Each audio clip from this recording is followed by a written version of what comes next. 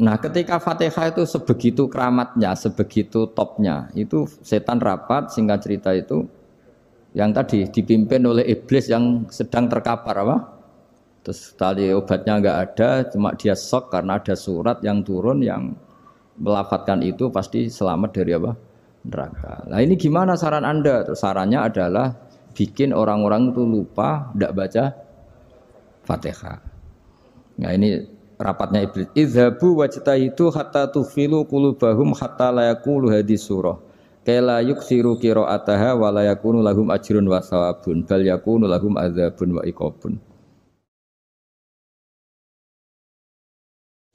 Kemudian yang terakhir saya beri ijazah tentang Al-Fatihah ya, karena ini surat yang populer. Kalau saya ijazahi Quran 30 juz pasti sampean enggak hafal. Atau ijazah surat Baqarah. Kalau mau Baqarah mau. Ijazahi surat Baqarah mau 2 juz setengah. Mau Mas Asep? Ya Fatihah aja yang gampang ya. Nah, ya kulhu Fatihah ini paket ringan ini. Tapi pahalanya apa? Besar.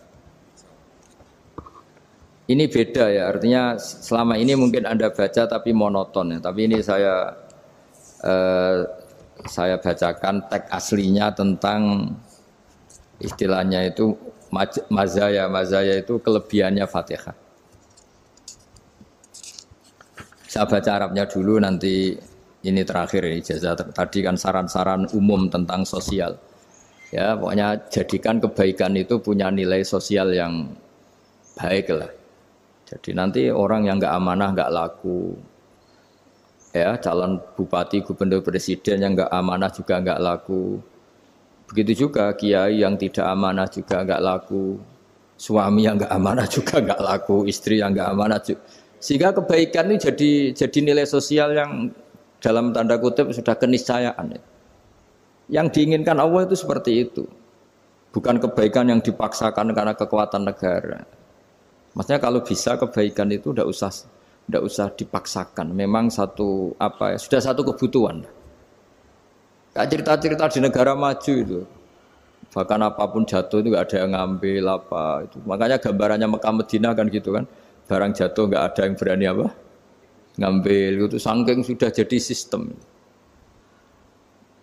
Sehingga banyak negara di Eropa itu yang sampai nggak punya tentara, nggak punya polisi karena kebaikan itu sudah.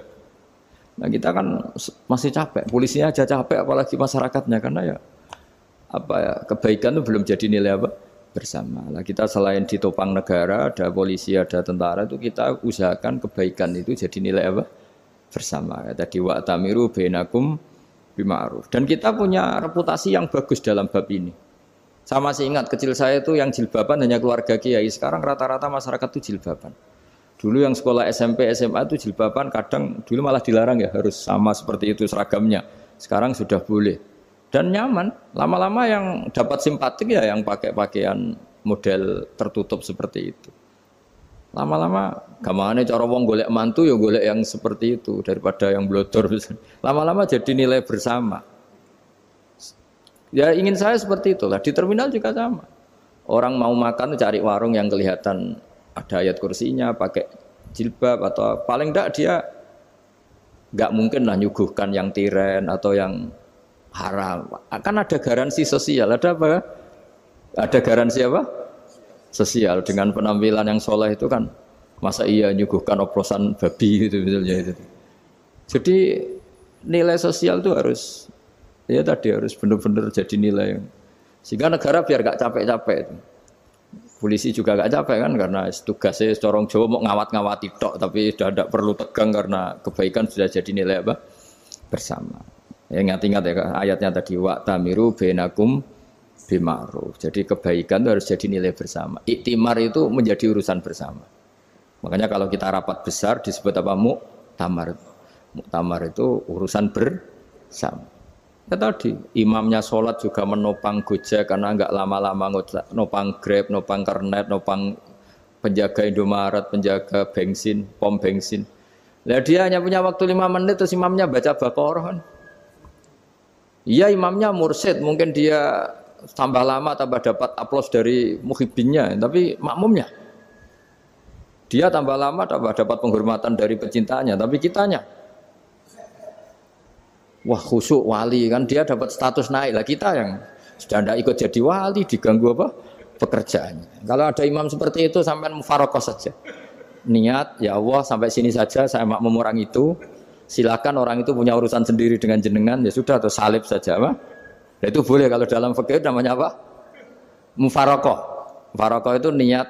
Tapi kamu jangan langsung selonong mufarokoh, niat dulu. Pamit sama Allah bahwa sekarang mau mufarokoh. Ya, tapi ya jadi sholat yang aneh kan, imamnya masih rukuk, kamu terus sujud, terus apa-apa selesai ya. Mungkin dalam pandangan itu orang lain ini maksudnya makmum gimana ini kok begini. Tapi sudahlah Allah Maha tahu. Insya Allah dimaklumi. Ya saya baca tentang Fatihah ya, karena sampean pasti sering baca Fatihah. Supaya apa sekaligus jadi jimat lah gitu. Jadi kalau kamu sering di jalan-jalan yang mungkin sepi atau mungkin kan tidak semua teman Grab itu nasibnya bagus yang di Semarang Jogja. Mungkin yang di Kalimantan di Papua kan ada yang 10 kilo gak ketemu rumah, ya kan? Ya lihat di TV-TV itu kan kasihan kan. Sudah 10 kilo gak ketemu rumah, penumpangnya kewekar preman tuh kan. Ini makan orang enggak kan gitu. Kan ujiannya dua. Kalau penumpangnya cantik itu ya kecoba syahwat, kalau preman takut. Jadi orang itu selalu ujian itu. Sing sedengan itu kan jarang orang itu. Jadi kalau penumpangnya perempuan cantik ujiannya itu syahwat, kalau preman ujiannya ketakutan. Kalau orang yang lemah bawa uang ujiannya kamu ingin garong. Jadi hidup itu memang semuanya ujian. Liyabluwakum ayyukum ahsanu amala. Makanya saya sering ditanya oleh teman-teman, Gus, nah ujiannya kenal wong wedok elek piye sama? Kenal wong ayu ujiannya syahwat, kenal wong elek ujiannya ngenyek, itu sama-sama dosa. Syahwat ya dosa, ngenyek juga dosa. Wah elek keriting untune metu ya dosa ngomong gitu. Kadang-kadang orang berpikir enak kancanan wong elek gak dosa. Kata siapa kancanan wong elek itu ya dosa karena bawaannya ngenyek. Ngenyek itu menyepelekan itu. Makanya saya itu ya nggak mau berteman sampean. Nanti kan bawaannya ngenyek atau seneng ya tidak tahu saya. Ya sudah ada takdir saja kalau ketemu ya tak ulang ngaji gitu. Tapi ini ngaji terakhir, setelah ini ngaji biasa aja, tidak usah resmi gini. Ngaji kok resmi aneh. Pokoknya nanti suatu saat kalau pandemi sudah berlalu saya akan ngaji Rebone, lalu ini ngaji. Ini ngaji yang kurang bagus karena ngatur kiai kurang berkah ini. Nanti tapi ya lumayan lah masih mau ngaji. Ngaji kok tanggal ini jam ini. Sekarang suatu saat kamu tak panggil, Mas Wahyu datang ke sini jam ini, tidak mesti bisa. Mungkin pas ada acara apa, oh, maaf ke sini pas ngecek pas apa. Gitu. Jadi ya sudah tapi tak maafkan, enggak apa-apa. Takdir ya. Tak bacakan supaya sampean tahu keramatnya bismillah. Nah, sebelum saya bacakan bismillah Fatihah, tak beritahu tentang ilmu tafsirnya karena ini penting sekali. Fatihah itu dawuhnya Allah, tentu itu dawuhnya Allah. Saya ulang lagi itu kalam Allah. Tapi yang sudah diberikan kesampaian ke kita semua. Sehingga seakan-akan itu menjadi dawuhnya kita ke Allah. Jangan salah loh ya. Fatihah itu dawuh Allah tapi sudah diberikan ke kita. Sehingga posisi kita itu yang punya itu. Nah kenapa ini perlu dijelaskan? Karena nanti ada kalimat iyyaka na'budu wa iyyaka nasta'in. Kalau itu masih kalam Allah, berarti Allah ngomong ke kamu, ngendikan ke kamu, kepadamu aku menyembah. Masa Allah menyembah kamu? Nah sehingga ilmu tafsir itu menyelesaikan itu dulu ya. Saya ulang lagi ya, sebelum sampean sering baca Fatihah, aku yakin ya sering baca. Tapi barokahnya tidak paham itu tidak pernah janggal. Enggak paham itu ya penting supaya ada iskal, tidak janggal. Sebetulnya di kalimat itu ada yang janggal. Kalau Fatihah itu kalimatnya Allah atau kalam Allah, bagaimana dengan kata-kata iyyaka na'budu? Masa Allah ngendikan ke kita, kepadamu kami menyembah. Masa Allah menyembah kita? Maka penyelesaiannya secara ilmu tafsir gimana? Semua ulama mengatakan, bukan satu dua, semuanya mengatakan di Fatihah itu semuanya diberi kawalan kalimat. Saya ulang lagi ya, di Fatihah itu semuanya diberi awalan kalimat qulu, katakan wahai hambaku begini. Ya, katakan wahai hambaku begini. Nah, begini ini pelajaran dari Allah yang sudah diberikan ke kita. Terus kita mengatakan bismillahirrahmanirrahim, alhamdulillahirabbil, termasuk kita mengatakan iyyaka na'budu wa iyyaka nasta'in. Jangan bayangkan Allah ngendikan ke kita. Kalau Allah ngendikan kita berarti gini, hei wahyu, ihdinas siratal mustaqim, tunjukkan saya jalan yang benar. Nah nanti kamu terus, ya Allah, Anda aja minta tolong saya minta tolong siapa kan? Jadi panjang kan? Ya, saya ulang lagi ya. Jadi itu di Ulumul Quran diterangkan gimana? Sebelum baca Fatihah, ya. Fatihah itu kalamullah, ngendikane Allah, tapi yang sudah diajarkan ke kita dan sudah milik kita. Sehingga kalimat itu menjadi milik kita. Tapi ya kalamullah, tetap kalamullah, tapi sudah menjadi milik kita. Sudah paham ya? Ya pinter nah. Ya, karena kalau tanpa penjelasan seperti ini Anda akan iskal. Bagaimana Allah iskal itu janggal, bagaimana Allah mengatakan iya anak butuh. Kan jadi aneh ya? Ya, jadi tak jelaskan secara ilmiah ya. Jadi kata ulama-ulama tafsir, ayat-ayat Quran seperti ini sebetulnya dimulai dari qulu apa? Meskipun enggak dilafatkan. Itu kan sama dengan qul huwallahu ahad Muhammad, katakan kalau Tuhan itu satu. Ya namanya Quran itu kan kalam Allah, membina nabinya, membina umatnya. Makanya dikatakan atau enggak, di sini tersembunyi kata qulu, katakan. Ya. Jadi ya ibarat apa itu? Kamu ngajari anak kamu lah. Le, panggil jenengan bapak kula. Itu maksudnya anak itu, kalimat itu kalimat kamu, tapi kamu ajarkan ke anak kamu. Terus anak kamu bilang, Pak jenengan bapak kula. Nah, ketika kamu mengatakan jenengan, bukan kamu mengatakan jenengan anakku, berarti anakmu itu bapakmu, kan lucu kan? Anak kamu ajari jenengan bapak kula. Kamu engkau bapak saya. Terus anak kamu mengulang jenengan atau kamu bapak saya. Berarti itu kalimat yang kamu ajarkan, tapi sekarang sudah milik anak kamu. Kalau itu kalimat kamu kan lucu, masa anak kamu bilang bapak. Nah itu seperti itu. Jadi ulama memberi solusi atau jawaban iya karena abudu. Iya itu sebelumnya ada kata-kata qulu, katakan wahai hambaku, hubungan kamu dengan saya adalah katakan iya karena abudu wa iya karena nasta'in. Terus hubungan kamu dengan saya katakan juga dalam doamu ihdinas siratal mustaqim. Jelas ya, jadi itu kalam Allah yang sudah milik kita karena diajarkan Allah untuk kita. Dong ya? Ya dong, gak jelas gak. Tapi bagus, gak jelas itu bagus. Kalau kamu jelas gak jadi digrab, jadi gubernur. Min azimi fadliha kasratu asma'iha wa fadail ukhra. Ini cerita dramatisnya surat Al-Fatihah. Qala Abu Hurairah radhiyallahu anhu inna iblisa ranna khina unsitat Al-Fatihah. Jadi iblis itu begitu kesakitan. Ini kitab Abwaabul Farad karangannya Sayyid Muhammad Alawi, juga kutipan dari beberapa kitab. Yang jelas beliau sendiri juga ngutip dari beberapa riwayat di beberapa hadis. Halaman 123. Ketika Fatihah turun itu iblis kesakitan. Kayak orang sakit gigi lah, tersiksa sisanya karena turunnya surat apa? Al-Fatihah. Artinya kalau Anda baca Fatihah dijiwai, maka Anda melemahkan setan, melemahkan iblis. Wa qala Mujahid, khina unzilat Fatihatul kitab ronna fastama indahu asyayatin. Jadi ketika Fatihah itu turun, iblis itu terkapar lah kira-kira. Sampai dijenguk banyak setan.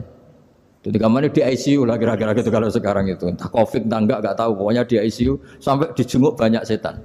Enggak tahu bawa apa enggak tahu. Pokoknya dijenguk banyak setan. Mana yang nyangoni karena ini apa? Ketuanya apa? Pingsan, sakit. Jadi iblis itu sakit sampai dijenguk anak buahnya setan-setan. Ya, semoga kalian semua tidak kenal setan. Kalau kenal berarti teman, apa? Wa qalu misla dzalik. Wa qala lahum laisa mimma taquluna syai'un walakin unzilat suratun laisa ajru qailiha illa an harrama alaihi nar jahannam. Saya ini bukan sakit fisik kata iblis. Kamu tidak usah jenguk saya, datangkan dokter terbaik, tidak usah. Saya ini tidak sakit fisik. Saya ini sakit karena ada surat yang diturunkan, yang pahala yang melafatkan surat itu pasti selamat dari neraka. Padahal misi terbesar saya ini supaya manusia masuk neraka. Sekarang punya tamengnya. Wah pusing kan? Ya seperti orang lah, goda sampean ternyata sampean setia, itu kan pusing. Nah ternyata tidak setia, itu yang akhirnya ribet kan itu. Jadi iblis itu cita-cita terbesarnya kan semua orang itu masuk neraka. Nah sekarang turun satu surat yang gara-gara surat itu siapapun yang baca dijamin selamat dari neraka. Jadi walakin unzilat suratun laisa ajru qailiha illa an harramallahu alaihi nar jahannam. Karena jadi dia shock lah kalau orang di Jawa itu bilang shock. Aduh sial nasib saya ini umat nggak bisa saya goda lagi karena punya tamengnya tadi punya. Qad batala kaidukum wa makrukum. Rekayasa kalian sekarang itu tidak ada gunanya semua. Nah, ini alhamdulillah di Indonesia kelihatan kan banyak yang miskin, banyak yang susah. Tapi selagi mereka masih sholat, itu keinginan mencari halal itu masih tinggi. Kayak apa kita di tengah kota, jauh dari anak istri, jauh dari tetangga. Biasanya kalau orang jauh dari anak istri, tetangga kan sakar PDW. Tapi yang soleh masih banyak, sudah jauh dari keluarga tetap lurus. Loh kalau yang dekat lurus kan wajar, konangan wong akeh gitu. Ini sudah jauh masih lurus. Nah ini nggak lepas dari barokahnya surat apa? Surat Fatihah tadi. Jadi karena ada surat yang menjamin pelafalnya atau qailiha terbebas dari api neraka. Wa qalat as-sayatinu lahu is ayyusai'in ta'muruna ya maulana. Faqala lahum idhabu wajtahidu hatta tukhfilu qulubahum hatta la yaqulu hadhihi surah. Lalu kita gimana? Jari para setan gitu. Lalu kita gimana? Terus kata iblis, sudah bikin mereka lupa sehingga tidak baca lagi. Selagi masih baca kita pasti keok. Jadi kalau sampean sudah jarang baca Fatihah itu berarti sudah bagian dari kemenangan apa? Iblis. Jadi kalau sampean sudah jarang baca Fatihah itu berarti bagian dari kekalahan Anda, kemenangan iblis. Masih sering baca? Berapa kali? 5 kali sholat. Terus apa lagi? Kalau ngajarin juga selain juga. Kok 5 kali tok itu? Berarti pas sholat fardu tok itu? Enggak 5 kali itu mendingan itu 17. Kamu itu ngitungnya jangan 5 ini. 5 waktu saja. 5 waktu itu berarti lumayan kan? Berapa? 17 ya? Ya. 17 ya? Ya. 17 tapi kalau makmum tuh sering separuh kan, apalagi makmum tarawih. Ya kan? Makmum tarawih itu bacanya Fatihah ada yang sempurna enggak ya? Ya enggak lah. Baru alhamdulillah rabbil alamin ruko ikut ruko ini gitu. Makmum kan yang tarawih lah Mas. Kalau tarawih jarang sempurna ya. Fatihahnya itu. Kan imam sudah ruko. Kamu bacanya Fatihah sampai mana? Baru setengah ya. Ya paling pas tarawih aja kan enggak sempurna ya. Apalagi kalau imamnya sing kilat tuh waduh malah. Nah, ketika Fatihah itu sebegitu keramatnya, sebegitu topnya, itu setan rapat singkat cerita itu yang tadi dipimpin oleh iblis yang sedang terkapar apa? Terus tali obatnya enggak ada, cuma dia shock karena ada surat yang turun yang melafatkan itu pasti selamat dari apa? Neraka. Nah ini gimana saran Anda? Terus sarannya adalah bikin orang-orang itu lupa tidak baca Fatihah. Nah ini rapatnya iblis. Idhabu wajtahidu hatta tukhfilu qulubahum hatta la yaqulu hadhihi surah. Kala yuksiru qira'ataha wa la yakunu lahum ajrun wa thawabun bal yakunu lahum adzabun wa iqabun.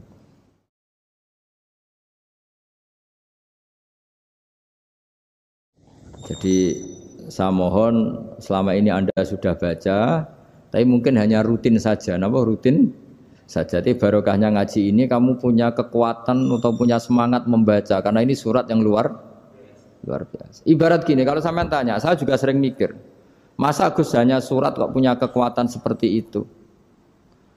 Di dunia ini kata Allah, mulai Nabi Adam sampai kiamat, nggak ada yang bisa menandingi kekuatan kalimah. Kalimah itu kata-kata, nggak ada yang bisa menandingi kata-kata.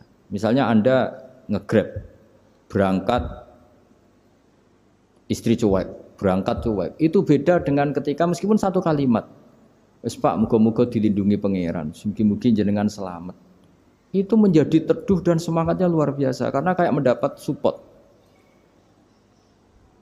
Jadi kira-kira kalimat itu hubungannya kita dengan Allah Fatihah itu seperti itu. Kamu melafatkan satu kata-kata yang dibenarkan langit bumi, dibenarkan aras, dibenarkan malaikat, dibenarkan semua penghuni di dunia ini. Sehingga tuh efeknya luar biasa. Itu seperti gini ya, kamu cerai sama istri, terus nikah lagi katut babon. 10 tahun anak kamu dididik, ibunya benci kamu. Dan memang Anda layak dibenci. Dididik. Dan sampai nggak pernah manggil kamu Pak.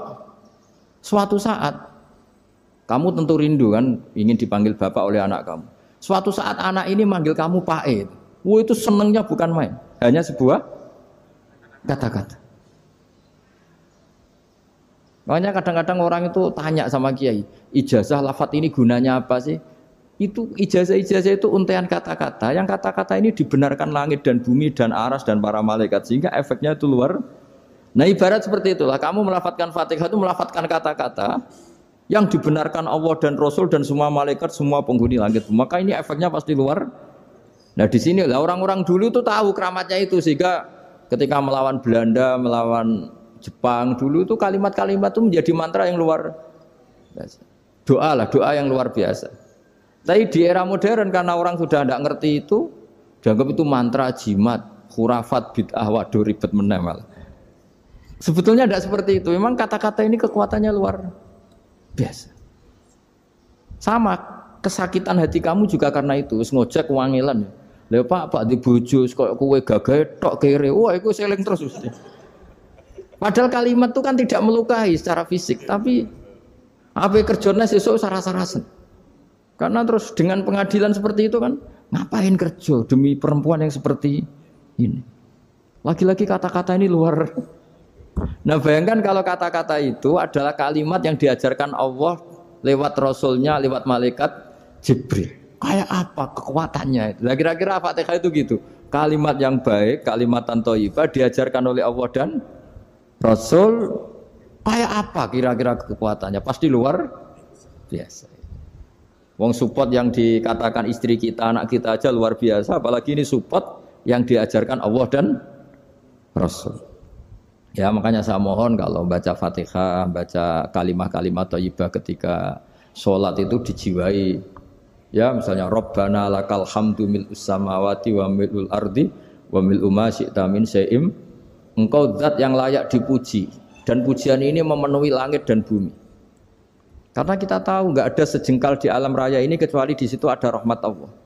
Misalnya kamu bisa lewat sampai rumah saya, kamu mungkin anggap biasa saja. Coba kalau ngalami likuifaksi, tahu-tahu bumi ini ambles, bisa ngelewati yang likuifaksi itu luar. Tanyakan orang pernah ngalami likuifaksi di Sulawesi, itu melihat bumi bisa diinjak nggak ambles itu, wah luar. Dan sampean nggak ngalami itu sehingga lewat bumi ya biasa aja. Coba kalau ngalami seperti tidur, ya biasa aja. Coba kalau ada gempa, bahwa bumi tenang ini sudah nikmat yang luar biasa. Masa kamu ngakui nikmat nunggu digituin? Ya kan? Nah, makanya baca Fatihah dijiwai lah, bahwa ini kalimat yang luar biasa. Nah, saya teruskan ya.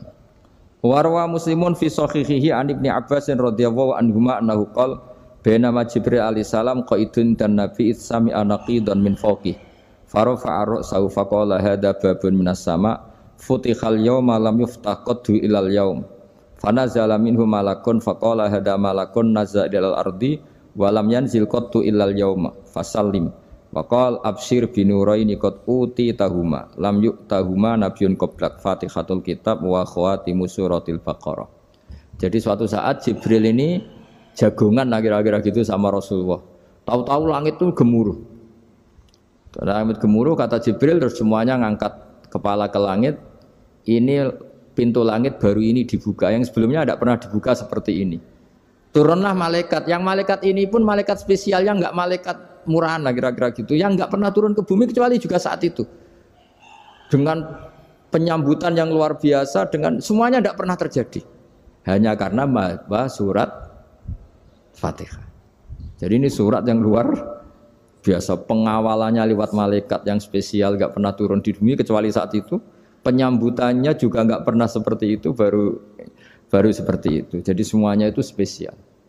Nah, kenapa ini spesial? Karena di situ ada isi puja-puji kepada Allah Subhanahu wa ta'ala. Ada ikrar kita, alhamdulillah rabbil alamin, ar-rahmanir rahim. Ikrar ini penting. Kalau contoh paling gampang gitulah. Kamu punya istri selama ini cerewet terus. Suatu saat ngomong, Pak, tak angen-angen ra ono wong lanang koyo sampeyan. Wah, itu langsung ndak ada lelaki sebaik engkau. Itu sampean senengnya Masya Allah. Karena ada ikrar dari seorang istri ke kamu.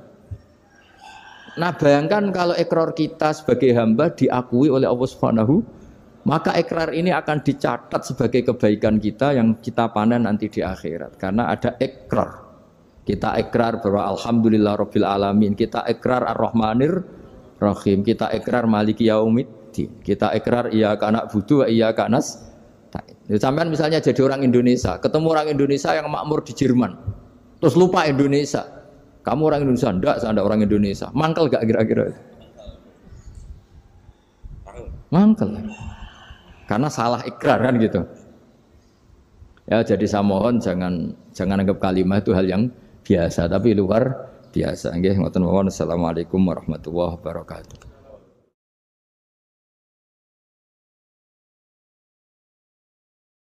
Saya berkali-kali kampanye di mana-mana lah, kampanye dan menganjurkan. Di antara catatan dalam Suhufi Ibrahim wa Musa kan ada kan di Quran itu yang dinamakan lampiran-lampiran wasiatnya Nabi Ibrahim dan Nabi apa? Musa. Itu di antara catatannya begini. Orang yang punya akal itu adalah orang yang bisa menikmati sesuatu yang baik. Misalnya gini, contoh gampang gini. Kamu punya anak pertama atau punya anak yang masih kecil, itu gendong tuh senangnya bukan main. Melihat anak sehat tuh senangnya bukan main. Mungkin saat itu banyak orang yang sedang maksiat dengan perempuan nakal atau dengan teman-teman nakalnya, yang nganggap seperti itu tidak nikmat. Tapi andaikan ini ditimbang ya ditimbang. Yang maksiat betulan, misalnya paling ukuran bahagianya itu 70%. Tapi yang ini, yang nimang anak baru lahir atau masih kecil, corong Jawa ngeloni anak, bisa saja bahagianya itu sampai 100%. Artinya selama ini kesalahan kita adalah nganggep maksiat itu pasti menyenangkan dan taat itu tidak menyenangkan. Makanya saya berkali-kali fatwa, untuk melawan kenikmatan maksiat, orang harus terbiasa menikmati taat, menikmati kebaikan. Jangan kira kita nimang istri nikmat, nimang anak nikmat, ketemu teman yang lama tidak ketemu juga nikmat. Artinya kita akan melewati berjam-jam untuk jagungan sama teman, sama anak, sama istri. Dan itu harus kamu nikmati. Supaya mengganti tidak berkebutuhan nikmat yang lewat jalur maksiat. Jadi saya mohon sarana-sarana yang menyenangkan itu, yang taat itu kita maksimalkan. Makanya bapak saya itu sering pesen, kowe nak ngaji sing guyon, sing seneng. Nganti wong maksiat itu karena cari kesenangan. Coba kalau kesenangan itu sudah didapatkan saat taat, maka tidak butuh lagi kesenangan yang berbentuk maksiat. Makanya orang-orang wali dulu kalau sudah sholat itu gak bisa berhenti karena merasa nikmat. Makanya Nabi pernah ngendikan wa qurratu aini fi sholat, nyaman saya itu kalau sedang sholat.